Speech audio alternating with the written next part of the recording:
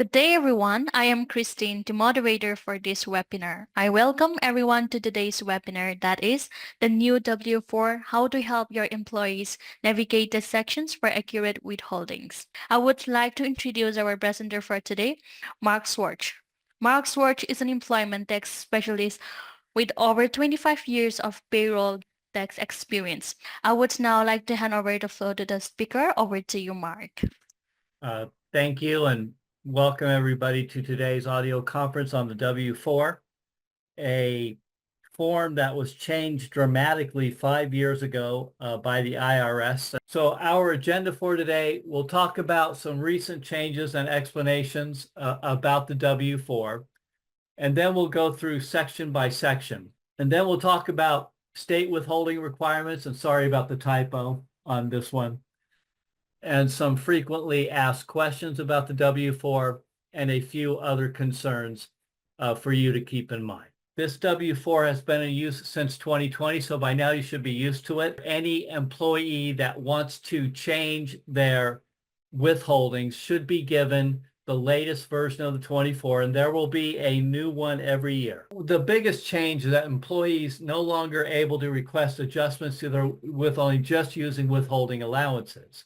And it employs a building block approach to replace complex worksheets with more straightforward questions that make it simpler for employees to figure a more accurate withholding. You tell the employee that the purpose of the form is so that the employer can withhold the correct federal income tax from your pay. The question arises, can they claim exempt? And the answer is yes, they can. You can tell new employees that they want to consider using the estimator with this form if they expect to work only part of the year. All right, for non-resident aliens, you can refer them to Notice 1392. Step 1 is simply the personal information that we're all familiar with, name, social security number. You don't get a W4 at all, then for withholding purposes, and you should always be asking employees that don't give you a W4 to get you one. Employee, to complete steps 2 to 4 only if they apply to them.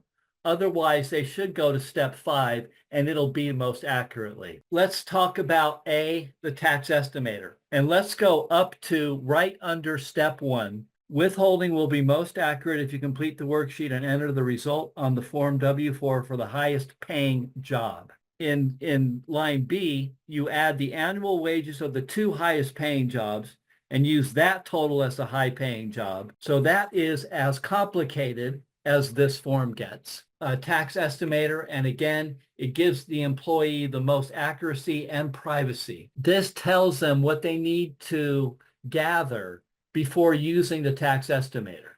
They need the most recent pay statements for themselves, and if you're married, for the spouse too. And that ends the discussion about step 2, complicated step in the whole W4 process. That takes us to step 3, and it's very simple. This is about dependents. On the old W4 prior to 2019 and prior, if you have 2 or 3 jobs, you will not take dependent credits. Slide 24 has a little bit, about claiming dependents, about how to qualify for the child tax credit. The child must be under age 17 as of December 31st of the year to be eligible. The other sources of income into the household where federal income tax is not withheld at all or withheld at a very low amount. So you have your other income minus deductions you're going to be claiming, all right? And then, so you'll have an extra withholding. Concludes our discussion of what step 4 is about. The other income that's going to be coming into the household, and choose to have income tax withheld from their paychecks in order to cover it. Then they don't have to file quarterly estimates. All right, step 4B talks about the deductions worksheet. Slide 28 talks about step 4C, which brings us to step 5, which is a signature and date.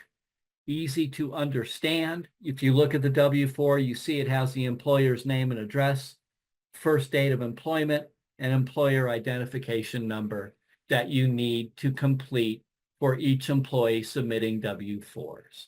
to use the IRS tax estimator and complete steps 2, when they should consider doing step 4, or how to take the easy ways out. Delaware, Idaho, Nebraska, Oregon, South Carolina, and Wisconsin created their own state forms. The states that still use the Form W-4 have all states with their own versions of W-4s and what they are. So again, if they don't submit a new Form W-4, if since 2019 they haven't, slide 38 just has stuff of why they redesigned it. Again, summarizes when employees would want to increase their withholding. They generally want to decrease withholding if they're eligible for certain income tax credits. Okay, if they want to know why do I need to account for multiple jobs, slide 46 has the question, what if I have side work?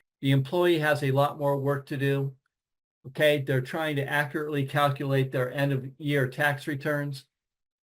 You know, if only life was that predictable, but again, they just ask them to try, and they'll take them through step by step on the tax estimator if they use it. That concludes the slide presentation. Thanks for attending, and have yourselves a great weekend. Thank you, Mark. That concludes the session for today. Thank you everyone for participating. You may all disconnect now and have a great day.